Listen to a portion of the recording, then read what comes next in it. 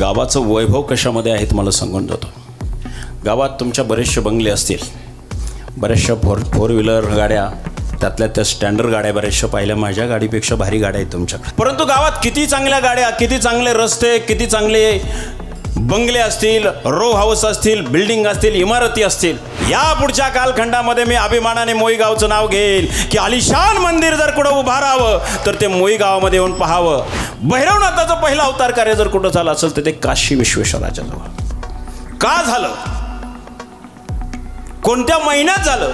जे जे काशीला जाऊन आले असेल आणि त्यांनी जर पहिलं विश्वनाथाचं दर्शन घेतलं असेल आणि भैरवनाथाला जर टाळलं असेल तर काशी केलेली फुकट गेली. प्रत्यक्ष देवादिदेव महादेवांनी त्यांना तो अधिकार दिलाय. जोपर्यंत येणारा भाविक तुमच्या पुढे नतमस्तक होत नाही तोपर्यंत माझं दर्शन त्याला दिलं जाणार नाही. पण नाथ महाराज एक ठिकाणी असं वर्णन करतात, पंढरीचं आणि काशी विश्वेश्वराचं असं वर्णन करतात की पंढरी आणि काशी विश्वेश्वराची काशी नगरी या सारख्या आहेत. काही काही लोकांची घरं आलिशान असतात, पण देवघर आलिशान असेलच असं नाही. काहींच्या याच्यात असतही नाही.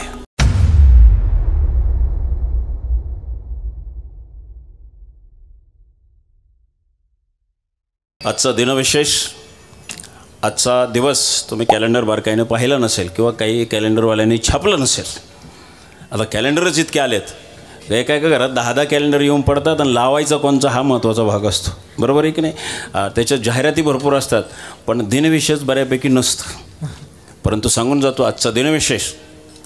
महाराजांच्या पणारंभाला पूजा केली, त्या महाराजांच्या समवेत हिंदवी स्वराज्याच्या निर्मितीमध्ये ज्याने ज्याने हौतात्म्य पत्करलं त्या हुतात्म्यांचा हुतात्मा दिन आज आहे. म्हणून त्या हुतात्म्यांना आपण सर्वजण श्रद्धेने श्रद्धांजलीने आदराने आदरांजली व्यक्त करून आजच्या कीर्तनाला आरंभ करूया. विठाला विठ्ठल.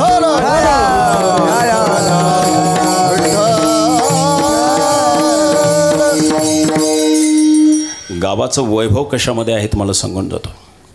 गावात तुमच्या बरेचसे बंगले असतील, बऱ्याचशा फोर व्हीलर गाड्या, त्यातल्या त्या स्टँडर्ड गाड्या बऱ्याचशा पाहिल्या. माझ्या गाडीपेक्षा भारी गाड्या आहेत तुमच्याकडे, असं हरकत नाही. परंतु गावात किती चांगल्या गाड्या, किती चांगले रस्ते, किती चांगले बंगले असतील, रो हाऊस असतील, बिल्डिंग असतील, इमारती असतील, ह्याच्यावर गावाचं वैभव ठरलं जात नाही. गावाचं वैभव कशावर ठरलं जातं सांगून जातो तुम्हाला. ज्या गावामध्ये भगवंताचं अधिष्ठान आलिशान जागेत असेल आणि ते अधिष्ठान आलिशान बनवलेलं असेल त्याला मंदिर असं म्हटलं जातं. आणि म्हणून भैरवनाथाचं आलिशान मंदिर खऱ्या अर्थाने तुम्ही मंडळीने उभारलंय आणि हे खऱ्या अर्थाने गावाचं वैभव आहे. मी अनेक ठिकाणी भैरवनाथाची महाराष्ट्रातली त्या ठिकाणी अधिष्ठानं पाहिलेले आहे. एक श्री क्षेत्र वीर आणि एक श्री क्षेत्र कोडीत, पुणे जिल्ह्यातच दोन्ही ठाणं आहेत. आणि तदनंतर जर विचार केला ना, या पुढच्या कालखंडामध्ये मी अभिमानाने मोई गावचं नाव घेईल की आलिशान मंदिर जर कुठं उभारावं तर ते मोई गावामध्ये येऊन पाहावं, पाहतच राहावं. असं त्या ठिकाणी तुम्ही त्या ठिकाणी भैरवनाथाचं अधिष्ठान त्या ठिकाणी निर्माण केलं आहे. आणि हे खऱ्या अर्थाने गावाचं वैभव आहे. आणि ते वैभव तुम्ही निर्माण करून 1 वर्ष पूर्ण झालं आहे. आणि म्हणून त्या निमित्ताने कीर्तन सेवा विठाला विठाल.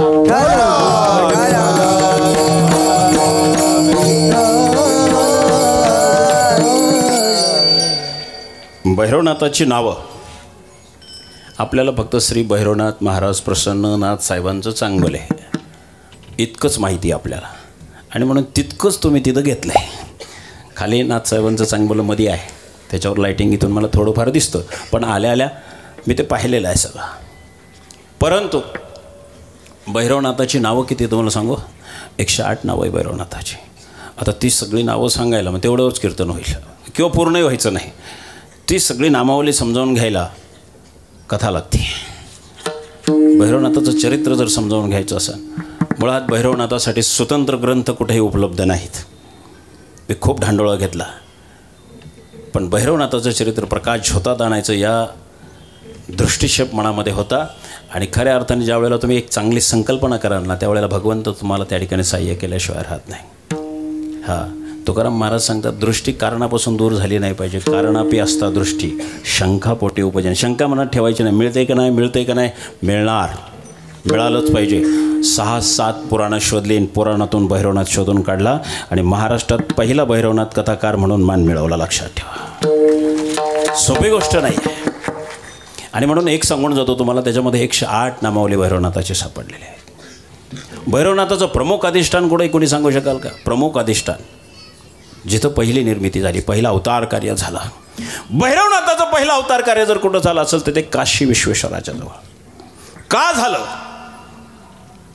कोणत्या महिन्यात झालं? आता कोणता महिना म्हणलं माणसं गडबडतात. जानेवारी, फेब्रुवारी, मार्च, एप्रिल. त्या महिन्याला आमची संस्कृती किंवा आमचा संप्रदाय मान्यता देत नाही. आमचा संप्रदाय मराठी महिन्याला मान्यता देतो. नवे त्याचेच उल्लेख शास्त्रपुराणामध्ये सापडतात. तुमच्या जानेवारी फेब्रुवारीची कुठंच उल्लेख सापडत नाही. आणि आमच्या तेच डोक्यात राहते. आता कोणत्याही मराठी माणसाला आत्ता जर सांगितलं ना मराठी महिने सांगा बुवा, ते जरा 10 वेळा विचार करीन. थांबा 5वा महिना कोणता ते लगेच मोजायला सुरुवात करेन, लगेच टपकने. पण इंग्रजीतला जर 5वा विचारला ना तर लगेच म्हणा लगेच सांगतं का नाही. पण मराठीतलं सांगायचं म्हटल्यावर 10 वेळा विचार करी. चैत्र, वैशाख, ज्येष्ठ, आषाढ, मग म्हणायचं श्रावण. लगेच श्रावण म्हणू शकतो का? बरं तसं पाहिलं तर हिंदूंनी श्रावण सांगायला उशीर नाही लावला पाहिजे. कारण या 12 महिन्यात सगळ्यात पवित्र महिना जर कोणता असेल तर तो श्रावण आहे. लक्षात ठेवा. तो श्रावणच पवित्र का? त्याचाही फार मोठा इतिहास आहे. भगवान श्रीकृष्णाचा जन्मसुद्धा श्रावण महिन्यातला आहे. आणि आपले महाराज छत्रपती शिवाजी महाराज आग्र्याहून त्यांची जी सुटका झाली ना ती सुद्धा श्रावणातच झाली. लक्षात ठेवा. सोपी गोष्ट नाही. तो श्रावण आमच्या हिंदूंच्या दृष्टीने अनुकूल त्या ठिकाणी मास आहे. लक्षात ठेवा. आणि म्हणून भैरवनाथाचं प्राकटीकरण जे झालं ना ते मार्गशीर्ष महिन्यामध्ये झालं. मार्गशीर्ष वद्य अष्टमीला. ते का झालं, कसं झालं, का व्हावं लागलं? आता बऱ्यापैकी बसलेल्या सगळ्या जनसमुदायाला मी एक सवाल करतो. कोण कोण काशी करून आले हो?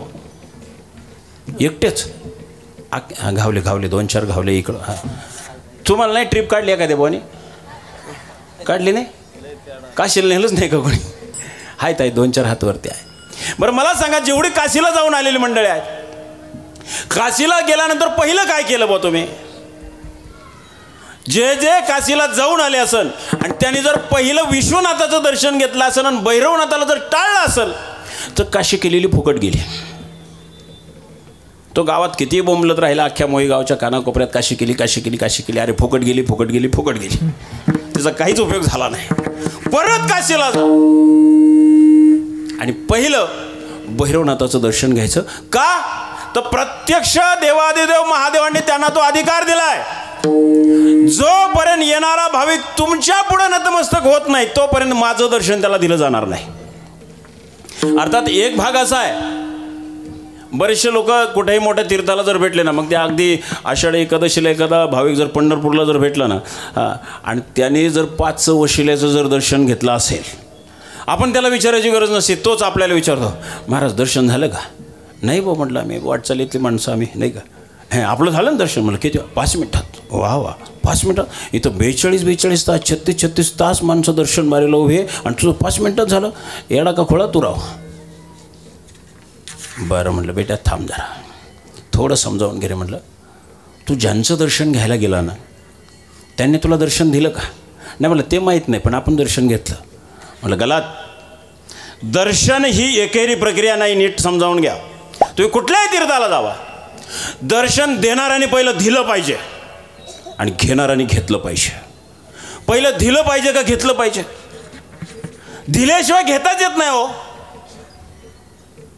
तुम्ही एखाद्याकडे काही मागायला गेलाय आणि त्याने जर दिलंच नाही, तुम्ही म्हणले मिळालं चाललो मी, जमतंय का?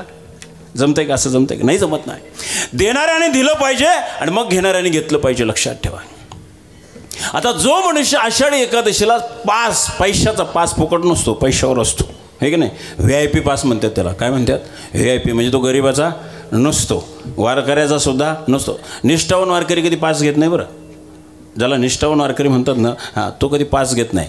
मी 36 तास उभा राहीन, 42 तास उभा राहीन, 2-2, 3-3 दिवस दर्शन मारायला उभा राहीन, पण मी रांगेनंच दर्शन घेईल. का रांगेनं दर्शन घेईन माहिती आहे का? ते रांगेने दर्शन घेताना किती संतांची दर्शनं होतात आणि मग पांडुरंगाचं दर्शन असतं. लक्षात ठेवा. डायरेक्ट पांडुरंगाचं दर्शन नाही. तुम्ही अगदी मुखदर्शनाला जरी गेला तरीसुद्धा तुम्हाला अगोदर चोखोबरायांचं दर्शन घ्यावं लागतं, मग नामदेवांचं दर्शन घ्यावं लागतं, मग मुखदर्शनाचं दर्शन. तसं देव तुम्हाला दर्शन द्यायला मोकळे नाही. मग देव कोणाला दर्शन द्यायला मोकळे आहेत? ते कटेवर हात ठेवून कोणाची तरी वाट पाहतात. कोणाची वाट पाहतात? त्यांचा निष्ठावंत जो वारकरी असेल, जो भक्त असेल, तो वाट पाहे उभा, वाट पाहे उभा, भेटीची आवड, वाट पाहे उभा, भेटीची आवड, वाट पाहे उभा, भेटीची आवड, वाट पाहे उभा.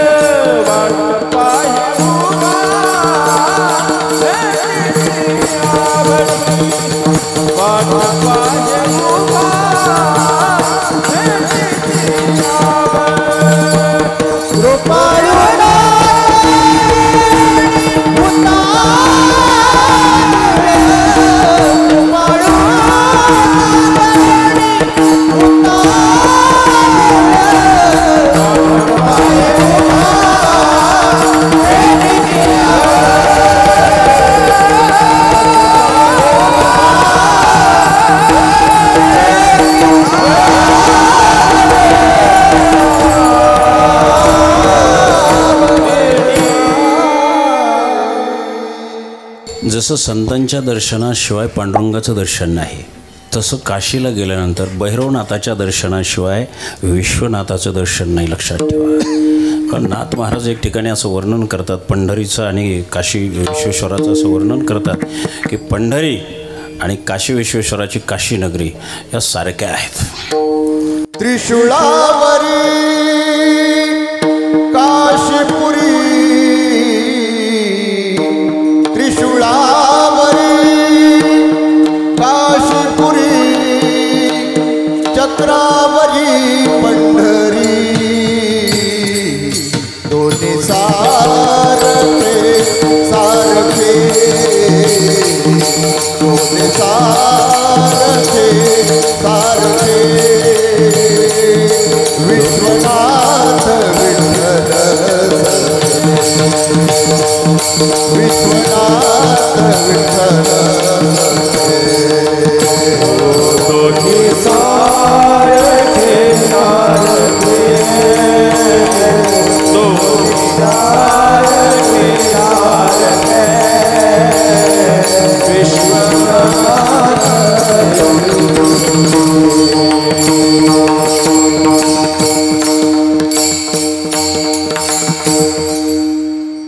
आमच्या संतांनी ह्या दोन दैवतांमध्ये भेद केलेला नाही. लक्षात ठेवा. एक एकाचे हृदय गोडी साखरेच्या ठाई, रामपूजे सदाशिव, भजन करी महादेव. लक्षात ठेवा.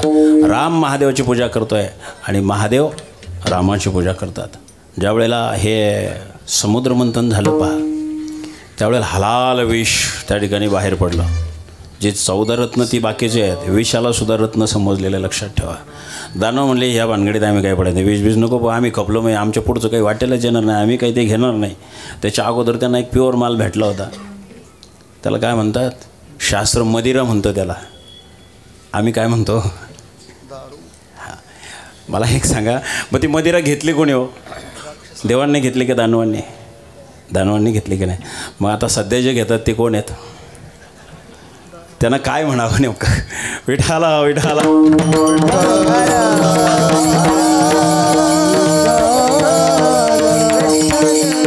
ज्यावेळेला हलाल विष निघालं ना, त्यावेळेला दानव म्हटले नको, आता देव काही घ्यायला तयार होते का? देवही घ्यायला तयार नाही, पण कोणीतरी घेतलं पाहिजे. जर विष घेतलं नाही, संबंध सृष्टी जळून राख होईल, एवढी ताकद होती त्या हलाल विषामध्ये.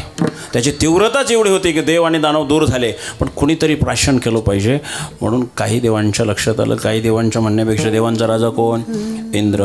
ते म्हणले तिकडं भोले बाबा बसलेत, ते ध्यानच ते जरा त्यांना समाधीतून जागं करा.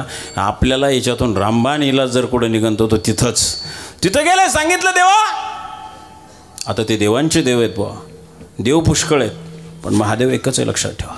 हां, त्यांना सांगितलं खूप मोठं संकट आहे हो, समुद्र मंथन अर्ध्यावर पडेल. पण झालं आहे काय? म्हटलं काही नाही झालेलं, हे हलाल विष निघाले, ते कोणीच घ्यायला तयार नाही, आपण घेतलं तर बरं होईल. म्हणले सृष्टीच्या कल्याणासाठी मी घ्यायला तयार आहे. लक्षात ठेवा, असा देव सापडायचा नाही कधी. हां, याला देव म्हणतात. म्हणून ते देवांचे देव महादेव आहेत. महादेव सगळ्यांना देवांचा देव, देव पुष्कळ मिळतील तुम्हाला, पण महादेव एकच आहे. सृष्टीचा, ज्यांच्या माध्यमातून सृष्टी निर्माण झाली तो देव म्हणजे महादेव. नंतर श्रीहरी विष्णू, नंतर ब्रह्मदेव, नंतर सगळी सृष्टी, मग बाकीचे सगळे जेवढे काही देव आहे. पण या सगळ्यांचा अंश जर कोण असेल तर तो देवादिदेव महादेव आहे, लक्षात ठेवा. आणि महादेवाचा अंश म्हणजे भैरवनाथ आहे, लक्षात घ्या. मग ज्या वेळेला हलाल विष त्या ठिकाणी गेलं, महादेवाने हसत हसत पिले. मला हे का सांगावं लागलं त्याचं कारण सांगतो तुम्हाला. विष जेव्हा प्राशन केलं, 10 होऊ लागला. 10 होऊ लागल्यानंतर विचार केला, जर गिळावं, हृदयात रामाला जागा दिलेली आहे, राम होरपळून जाईल. ओठातून बाहेर ओकारीकडून टाकावं, सृष्टी जळून राख होईल. मग करायचं काय ह्या विषयाचं? भगवंताने ना ओकारी केली ना हृदयात त्या ठिकाणी पाठवलं, कंठामध्ये धारण केलं, खाली जाऊ दिलं नाही, वर येऊ दिलं नाही. म्हणून एक नाव आणखीन या देवाला पडलं, नीलकंठेश्वर. लोक म्हणतात महादेव निळा आहे, गलत. महादेवाचं फक्त कंठ निळा आहे. हा निळा आहे तो श्रीहरी विष्णू, लक्षात ठेवा. म्हणून तुम्ही रामाची मूर्ती पहा, कृष्णाची मूर्ती पहा, ही सावळे मूर्ती आहे. या सावळेपणावरून एक आठवलं की आपल्या देशाचे राष्ट्रपती होते पहा, डॉक्टर सर्वपल्ली राधाकृष्ण. लंडनला गेले होते एकदा. तिथली लोक म्हटले, तिथले पत्रकार, अशा लोकांना भेटतात पहिलं कोण? त्यांनाच अलाउड असतो ना. पत्रकार भेटले, म्हणले तुम्हारा इंडिया के लोक काले. ते आपले राष्ट्रपती म्हणले काले नाही, सावले. काळं वेगळं सावळं वेगळं. तुम्ही पहा एखाद्याचा आता सध्या बायोडोटा आला ना नवरा किंवा नवरीचा, हां, ते म्हणले पोरगं कसं आहे रंगाने? म्हणले जरा सावळे. काळे असं कोणी सांगत नाही, सावळं म्हणतो की नाही. पण त्यांनी आपली बाजू उचलून धरली आपल्या देशाची. पण ते म्हणले तुम्ही सावळे कसे? ते म्हणले तुम्ही गोरे कसे ते पण सांगतो मी तुम्हाला. म्हणले कसं काय? म्हणले भगवंत मृत्यू लोकात आले, सृष्टीची निर्मिती सुरू होते, तेव्हा भगवंताने एक रोटी तयार केली, रोटी. आणि ती पूर्ण भाजलीच नाही, ती कच्चीच राहिली. कच्ची रोटी, ज्वारीची रोटी कशी असते? सफेद असते की नाही? हां, सफेद असते ना. हां, मग ती म्हणले पहिली तुम्ही खाली. कोणी खाली? इंग्रजांनी खाल्ली. ज्वारीची रोटी कच्ची असल्यानंतर किती सफेद दिसते, तसेच गोरे दिसतात का नाही? दिसतात का नाही? हां. पण देव म्हणले जरा ही रोटी जरा भाजण्यात मी जरा चुकलो, म्हणले जरा जास्त भाजली पाहिजे. मग देवाने दुसरी रोटी बनवली, ती जास्त भाजली. जास्त भाजली होती, करपली, काळी झाली. पण ती खाली आफ्रिकेच्या लोकांनी, ती समधीच काळी झाली. देवाने आता तिसऱ्यांदा रोटी करताना फार विचार केला. म्हणले आता जाळायची नाही आणि कच्ची ठेवायची नाही. जशा तुम्ही चुलीवर भाकरी करता, चुलीवर करता का गॅसवर? नक्की कशा हो? त्याच्यामुळेच सगळी गॅस हो गेली हो. 2022 साली गॅस मिळाला नाही म्हणून मेली माणसं. पण तो गॅस वेगळा, ऑक्सिजन म्हणतात त्याला. विडाला विडाला.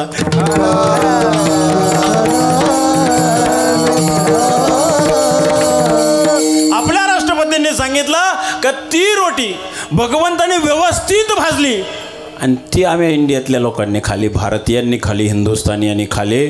म्हणून आम्ही काळे नाही गोरे नाही, आम्ही कसं आहेत? सावळे आहेत. सावळेपणाचा अभिमान बाळगायला पाहिजे. आणि राष्ट्रपतींनी सुद्धा आपल्या देशाची बाजू मांडली, हे सगळ्यात महत्त्वाचं. मुळात या व्यक्तिमत्वाचं नाव काय? राधाकृष्ण. नावात सुद्धा किती जादू आहे पहा. विठाला विठाला.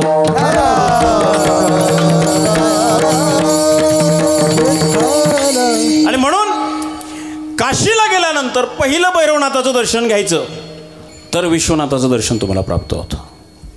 आता बऱ्याचशा घरांमध्ये काही काही लोकांचे घरं आलिशान असतात, पण देवघर आलिशान असेलच असं नाही. काहींच्या याच्यात असतही नाही. जिथं आता आम्ही दादांच्या घरात पाहिलं, मस्त आलिशान मला वाटलं, मला वेळ नव्हता तेवढा, नाही तर मी पाहणार होतो तुमचं घर बारकाईनं. घर म्हणण्यापेक्षा देवघर. आता बरीचशी लोक देवघराला देवघरसुद्धा म्हणत नाही, काय म्हणतात? देव्हारा. काय म्हणतात? देव्हारा. एखाद्याचं आपलं नाही पटलं तर आपण त्याला काय म्हणतो? ए देव्हाऱ्या म्हणतो की नाही? देवाची जागा ती आहे का? आपलं घर आणि देवाचा देव्हारा नाही का? देवघर म्हणायला अडचण काय? माणसं जिथं राहतात त्याला घर म्हणतात. मग जिथं देवाला जागा आहे त्याला देवघर म्हणायला काय अडचण आहे? बरोबर आहे का चुकीचं आहे?